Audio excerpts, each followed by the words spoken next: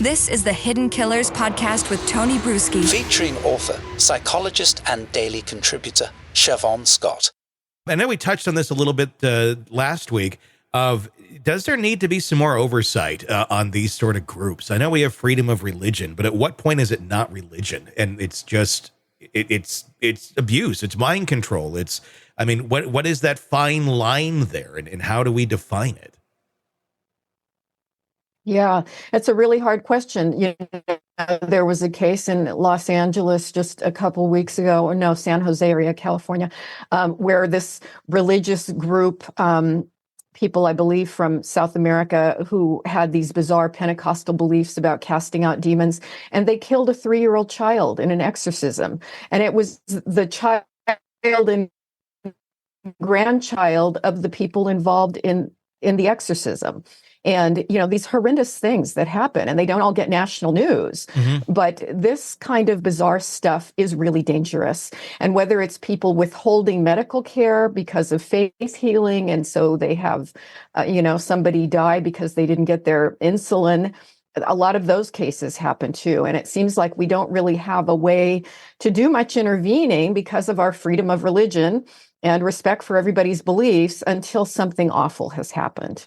Well, even, awful things happen, and then we go, they're nuts. But it's like, this is happening all over. I mean, if you start digging into these beliefs, especially when you get into some rural areas of the country all over, it doesn't matter what part of the country, get into rural areas, you're going to have some more kind of one-off beliefs or 10-off beliefs, because there's not a lot of anybody saying, this isn't the best of ideas.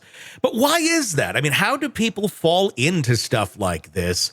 And I get one thing, if you are brought up into it and you have no choice, it's basically you're brainwashing your kids.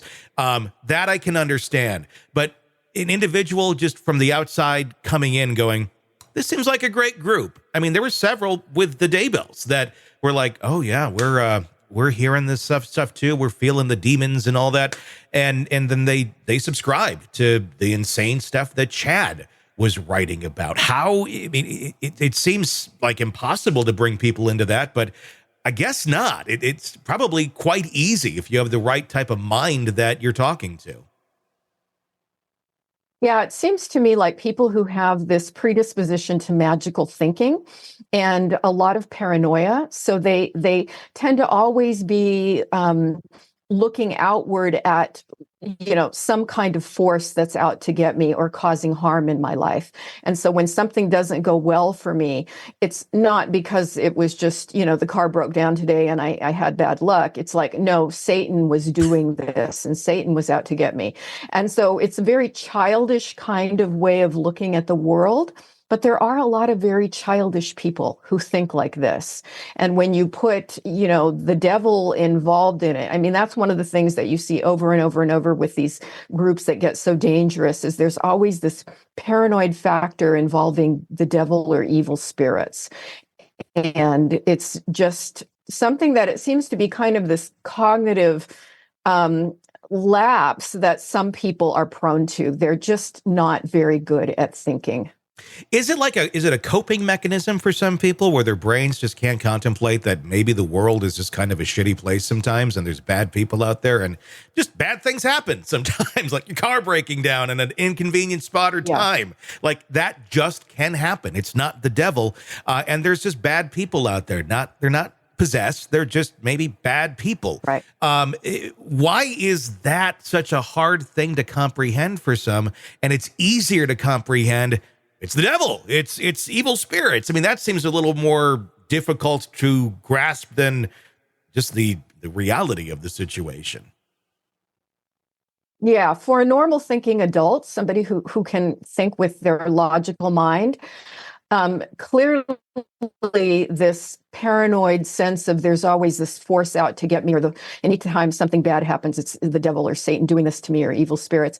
That's not the way normal adults think. Mm-hmm. But, I think that's one of the things that's most horrifying about these cases is how many people do not think logically and don't seem to be very well grounded in reality, that there can be this many of them out there seemingly functioning in society, but having these really bizarre beliefs. And how does one help anybody pull back from that? I mean, if you're like a family member and you have like a sibling or something that's really subscribed to this sort of stuff, and you know, like, this isn't healthy, this is almost getting dangerous. I mean, they're not easy to convince otherwise, especially when it comes and you add religion to the belief. I mean, is there ever a way to help, I guess, enlighten somebody like this is not all of that? No, at times, I think if you can get people out of the group and maybe do more questioning and just trying to plug in their thinking brain more, you might be able to have some influence and get them to see that, okay, maybe there is another point of view here. But it's truly difficult for some of them to ever shift them out of that. Mm-hmm. And they tend to be drawn to other like-minded people. So, they congregate, they find each other at these religious meetings, and it's really hard to shift. Yeah. I can't say we have a lot of success with it. Especially when you have it being reinforced over and over by then your like-minded people. Then I'm not wrong because all these other people think this is right. And I mean, it's a weird way of surviving and living in a world where you're not necessarily being truly threatened by these things that they feel threatened by.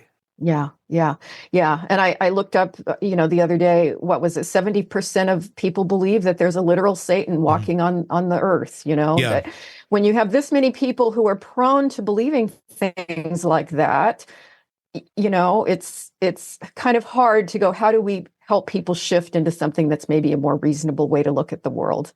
Eventually, there'll be more of these people. It feels like they're coming out of the woodwork, and we're seeing more and more.